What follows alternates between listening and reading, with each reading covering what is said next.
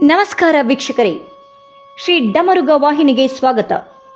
ಭಕ್ತರ ಸೇವಕ ಭಗವಂತ ಎಂಬ ಮಾತನ್ನು ನಮ್ಮ ಹಿರಿಯರು ಪದೇ ಪದೇ ಹೇಳುವುದನ್ನು ನಾವು ಕೇಳಿದ್ದೇವೆ.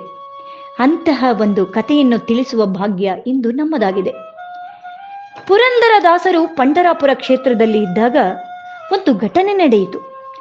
ಒಂದು ದಿನ ರಾತ್ರಿ ದಾಸರು ಕೈಕಾಲು ತೊಳೆದುಕೊಳ್ಳಲು ನೀರು ತರಲು ಅವರ ಶಿಷ್ಯ ಅಪ್ಪಣ್ಣ ಭಾಗವತನಿಗೆ ಹೇಳಿ ಹೊಲಕ್ಕೆ ಹೊರಟು ಹೋದರು. ಆದರೆ ಅಪ್ಪಣ್ಣ ನಿದ್ದೆಗಣ್ಣಿನಲ್ಲಿ ಆಯಿತು ಎಂದು ಹೇಳಿದವನೇ ಮತ್ತೆ ಹಾಗೆ ಮಲಗಿ ನಿದ್ರೆ ಹೋಗಿಬಿಟ್ಟ. ಇತ್ತ ಶಿಷ್ಯನಿಗಾಗಿ ಕಾದು ಕಾದು ದಾಸರಿಗೆ ಸಾಕಾಗಿ ಹೋಗಿತ್ತು. ಅಷ್ಟರಲ್ಲಿ ಪಾಂಡುರಂಗನೇ ಶಿಷ್ಯ ಅಪ್ಪಣ್ಣನಂತೆ ಬದಲಾಗಿ ತಂಬಿಗೆಯಲ್ಲಿ ನೀರು ತಂದು ದಾಸರಿಗೆ ಕೊಟ್ಟರು. ದಾಸರು ಕೈಕಾಲು ತೊಳೆದು ನಂತರ ಎಷ್ಟು ಹೊತ್ತೋ ನಿನಗೆ ನೀರು ತರಲು ಎಂದು ಕೋಪದಿಂದ ಹೇಳುತ್ತಾ ಖಾಲಿ ತಂಬಿಗೆಯಿಂದ ಪಾಂಡುರಂಗನ ತಲೆಯ ಮೇಲೆ ಗಟ್ಟಿಯಾಗಿ ಚೆಚ್ಚಿದರು. ಪಾಂಡುರಂಗ ನೋವಿನಿಂದ ಹಾ ಎಂದು ಕಿರುಚಿದ ನಂತರ ಪಾಂಡುರಂಗ ತಂಬಿಗೆಯ ಜೊತೆ ಅಂತರ್ಧಾನನಾದ. ದಾಸರು ಅಲ್ಲಿಂದ ಸೀದಾ ಇನ್ನು ಆಗ ತಾನೇ ಕಣ್ಣನ್ನು ಒಸಗಿಕೊಳ್ಳುತ್ತಾ ಎದ್ದೇಳುತ್ತಿದ್ದ ಅಪ್ಪಣ್ಣನ ಹತ್ತಿರ ಬಂದರು. ಮಂಪರಿನಲ್ಲಿದ್ದ ಅಪ್ಪಣ್ಣ, ಕ್ಷಮಿಸಿ ಗುರುಗಳೇ, ತಪ್ಪಾಯಿತು ಎಂದ. ಆಗ ದಾಸರು, ಅಲ್ಲೋ ಅಪ್ಪಣ್ಣ, ಈಗ ಯಾಕೆ ನೀನು ಕ್ಷಮೆಯನ್ನು ಕೇಳ್ತಿದ್ದೀಯಾ? ಆಗಲೇ ನೀನು ನೀರನ್ನು ತಂದು ಕೊಟ್ಟಲ್ಲ, ಬಿಡು ಅಂತ ಹೇಳಿದ್ರು. ಅಪ್ಪಣ್ಣ, ಗುರುಗಳೇ, ನಾನು ನೀರು ತಂದು ಕೊಟ್ಟಿಲ್ವಲ್ಲ, ನಾನು ಈಗ ತಾನೇ ಎದ್ದೇಳ್ತಾ ಇದ್ದೇನೆ ಎಂದಾಗ, ಇನ್ನೂ ನಿದ್ದೆಯ ಮಂಪರು ನಿನಗೆ ಹಿಡಿದಿಲ್ವೇನೋ ಎಂದುಕೊಂಡ ದಾಸರು, ಅಪ್ಪಣ್ಣ, ತಂಬಿಗೆಯಿಂದ ತಳಿಸಿದ್ದು ನಿನಗೆ ಗೊತ್ತಿಲ್ಲವೇನೋ ಎಂದರು. ಇಲ್ಲ ಗುರುಗಳೇ, ನಾನು ಬಂದೇ ಇಲ್ವಲ್ಲ ಅಂತ ಹೇಳಿದ. ಆಶ್ಚರ್ಯದಿಂದ ದಾಸರು ಉಳಿದ ಶಿಷ್ಯರನ್ನೆಲ್ಲ ವಿಚಾರಿಸಿದರು. ಶಿಷ್ಯರ್ಯಾರು ಬಂದಿಲ್ಲವೆಂದು ತಿಳಿಯಿತು. ಹಾಗೆಯೇ ಕ್ಷಣಕಾಲ ಕಣ್ಣು ಮುಚ್ಚಿ ವಿಠಲನನ್ನು ಧ್ಯಾನಿಸಿದಾಗ ಅವರ ದಿವ್ಯ ದೃಷ್ಟಿಗೆ ಗೋಚರವಾಯಿತು ತಂಬಿಗೆಯಲ್ಲಿ ನೀರು ತಂದು ಕೊಟ್ಟಿದ್ದು ಪಾಂಡುರಂಗ ಎಂದು.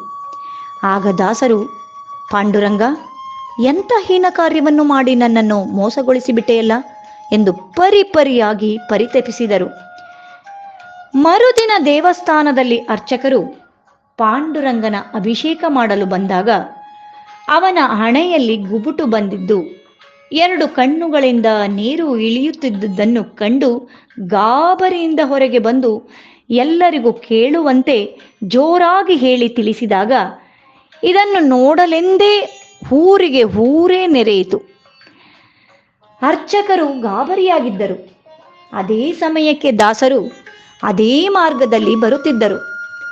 ದಾಸರು ಪಾಂಡುರಂಗನ ಅಂತರಂಗ ಭಕ್ತರು ಮತ್ತು ಅತಿಮಾನುಷ ಶಕ್ತಿಯುಳ್ಳವರು ಎಂದು ತಿಳಿದಿದ್ದ ದೇವಾಲಯದ ಮುಖ್ಯಸ್ಥರು ಓಡಿ ಹೋಗಿ ದಾಸರ ಕಾಲಿಗೆ ಬಿದ್ದು ವಿಷಯವನ್ನು ತಿಳಿಸಿದರು. ಕೂಡಲೇ ದಾಸರು ಗರ್ಭಗುಡಿಯೊಳಗೆ ಪ್ರವೇಶಿಸಿ ಪಾಂಡುರಂಗನನ್ನು ನೋಡಿದರು. ಅಲ್ಲಿರುವ ದೀಪದ ಬೆಳಕಿನಲ್ಲಿ ಅವನ ಹಣೆಯ ಗುಬುಟನ್ನು ಕಂಡರು. ಪಾಂಡುರಂಗ, ಇದೇನು ನಿನ್ನ ಆಟ? ಮಹಾಭಾರತದಲ್ಲಿ ಭೀಷ್ಮದ್ರೋಣರು ಬಿಟ್ಟ ಬಾಣಕ್ಕಿಂತ ನಾನು ಹೊಡೆದ ತಂಬಿಗೆ ಪೆಟ್ಟಿನ ನೋವು ನಿನಗೆ ಹೆಚ್ಚಾಯಿತೆ? ಅಲ್ಲೋ ಪಾಂಡುರಂಗ, ನೀರು ತೆಗೆದುಕೊಂಡು ಬರಲು ನಿನಗೆ ಯಾರು ಹೇಳಿದ್ರು? ಅಪ್ಪಣ್ಣನಿಗೆ ಮೈಮರೆತು ನಿದ್ರಿಸುವಂತೆ ಮಾಡಿದವರಾರು ಯಾರು? ಪುಣ್ಯಾತ್ಮ, ಸಾಕು ಮಾಡು ನಿನ್ನ ನಾಟಕವನ್ನು ಎಂದು ಮಮತೆಯಿಂದ ಹೇಳುತ್ತಾ ಅಪಾದ ಮಸ್ತಕವನ್ನು ಪಾಂಡುರಂಗನನ್ನೇ ನೋಡುತ್ತಾ ಕಣ್ಣೀರನ್ನು ಹೊರೆಸಿ ಅವನ ಹಣೆಯ ಗುಬುಟಿನ ಮೇಲೆ ಕೈಯಾಡಿಸಿದರು. ತಕ್ಷಣ ಎಲ್ಲವೂ ಮಾಯವಾಯಿತು. ನಂತರ ಹೊರಗೆ ಬಂದ ದಾಸರು ಭಕ್ತರನ್ನು ಉದ್ದೇಶಿಸಿ, ಎಲ್ಲ ಸರಿ ಹೋಗಿದೆ ಪಾಂಡುರಂಗ, ಯಾರೋ ಭಕ್ತನೊಂದಿಗೆ ಸರಸ ಮಾಡಿದ್ದಾನೆ, ಚಿಂತಿಸುವ ಅಗತ್ಯವಿಲ್ಲ, ಅಭಿಷೇಕವನ್ನು ಮುಂದುವರಿಸಿ ಎಂದರು.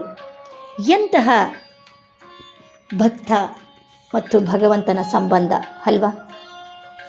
ಇಂತಹ ಒಂದು ಭಗವಂತನನ್ನು ನಾವು ಸದಾ ನಮ್ಮೊಳಗೆ ಧ್ಯಾನಿಸುತ್ತಾ ಅವನ ಚಿಂತನೆಯಲ್ಲಿ ಮುಳುಗೋಣ. ಧನ್ಯವಾದಗಳು.